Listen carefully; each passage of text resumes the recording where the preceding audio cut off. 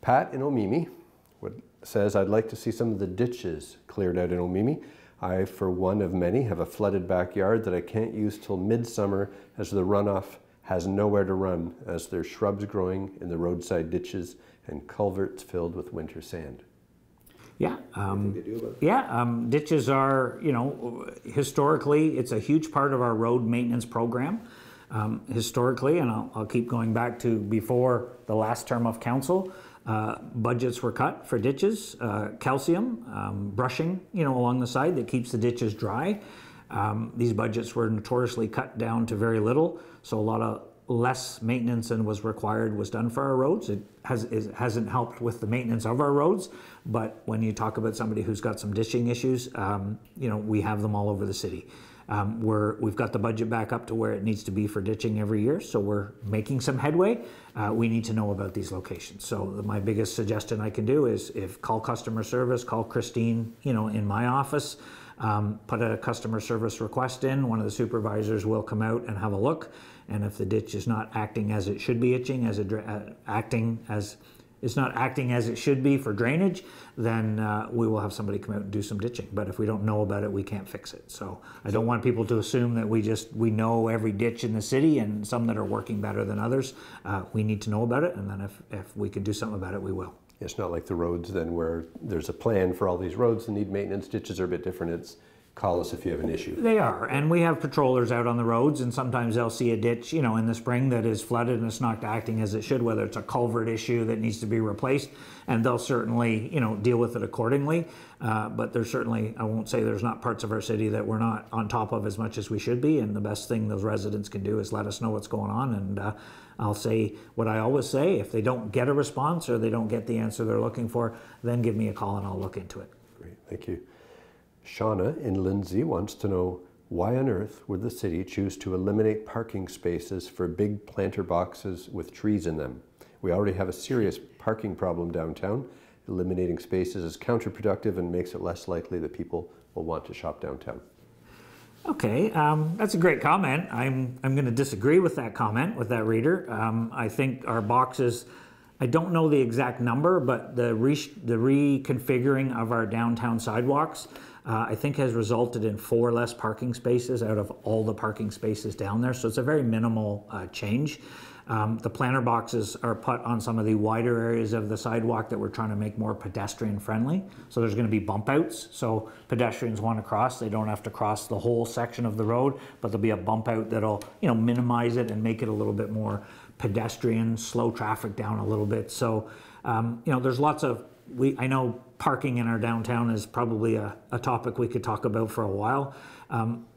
My opinion, there's lots of parking in our downtown. There just happens to be 2 or 3 streets behind the downtown. People need to park, walk a few blocks, to shop in their downtown. And there's always been lots of parking back there. We're all fixated on parking exactly in front of the business we want to get to. And unfortunately, that's going to be a tough one moving forward. So. Right, in Toronto, we wouldn't think twice about going a few blocks. So. Well, it really is, and I think biking and some different we're trying to be a more active community as we age, as we move forward, and these are some of the ways that we'll put some bike racks in the back lots, we'll put some different things that we can set up, but making our downtown more pedestrian friendly is a huge win for everybody, and it got quite large acceptance at the public meetings that we had. So for the sake of a couple parking spaces, I think it was a good move. Okay. Philip in Lindsay wants to know what the city is doing to support bringing more jobs here so people can work close to home, so they don't have to commute to Oshawa or other places, Peterborough. Yeah, and we've touched on that in one of our other topics, but our economic development department is, in my opinion, doing a really good job. We've got clusters of businesses set up. We have businesses in our community, agriculture, for instance, that we're already very successful with. So we're meeting with those. How do we expand those? How do we grow those? There are businesses in town that are looking to add on, some facilities and hire some people in the next 6 months or a year. Our economic development department has a business incubator that we're testing out.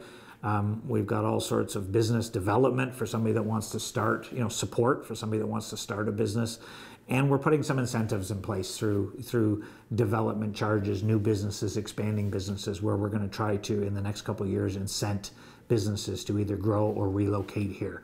And I think that'll make a big difference. But one of the things I hear from a lot of businesses that want to expand is they're struggling to find the people, the workforce, to actually work in their businesses. So we need to work on both ends of it. You know, get a talented workforce who can fill those gaps, and then make sure we have some gaps that need to be filled at the same time. Sure, with our education and skills providers and so on. Yeah, exactly. Gwendolyn would like to know about water costs. Why are they so high? I know we've done a show about that too. Yeah, water costs our municipalities' water costs are not certainly the lowest in the province, probably in the top third of water rates across the province. One of the reasons is we have 21 water and wastewater systems in our municipality and 6 wastewater systems that we're responsible for. The biggest problem is we have a huge area and not enough geography to pay for them. Water and wastewater rates are paid for by water users. They're not on the taxes. If you're not in the country on a septic and a well, you're not paying any water rates. So we only have about 13,000 water users in the city of Kawartha Lakes, and we have 27 water systems to fund. Many of those are very small water systems servicing 30 or 40 people, but they cost millions of dollars. So some of the larger urban areas are certainly subsidizing some of our smaller rural areas, and unfortunately we're obligated, not unfortunately, I mean safe drinking water has a cost, but unfortunately we have a limited base to help fund that, and as a result of that our water rates are quite high, and they will remain so, unfortunately. Okay. This advocate reader has a few questions. We'll see how many we can get through. The first one deals with wired-in high-speed internet. Why is this not available for people who live within 2 kilometers of Lindsay? We live right on Highway 7, she writes, 2 minutes from the center of Lindsay and are unable to get this service. Same thing applies to Enbridge Gas. Well, those are both private entities. I mean, we work with our Eastern Ontario counterparts for the broadband part of it to try and bring more access, backbone fiber, we call to our community. But ultimately, it's up to the private providers and the local companies that we have to take that house to house, in the different areas. So how far they want to go out. Exactly, and it just becomes a cost benefit issue for them. And that's the broadband, and some areas have higher speeds because of that. In an urban area like Lindsay, it's more cost effective for them to run fiber to a community. The whole neighborhood buys into it. In a rural area, unfortunately, it's not so cost effective, but we as a municipality can only do so much. We're working with the province and the federal government to try and increase that.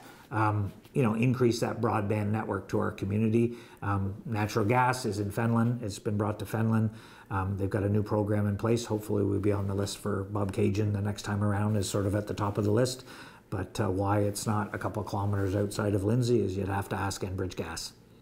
Okay, and she had a few more questions. We'll catch you next time on some of those. Yeah. That's all the time we have this week on Kawartha Lakes Matters. I'm Roderick Benz, publisher of the Lindsay Advocate. Remember, if you have a question, we might use it on the show next time. Just check out the email on your screen. See you next time.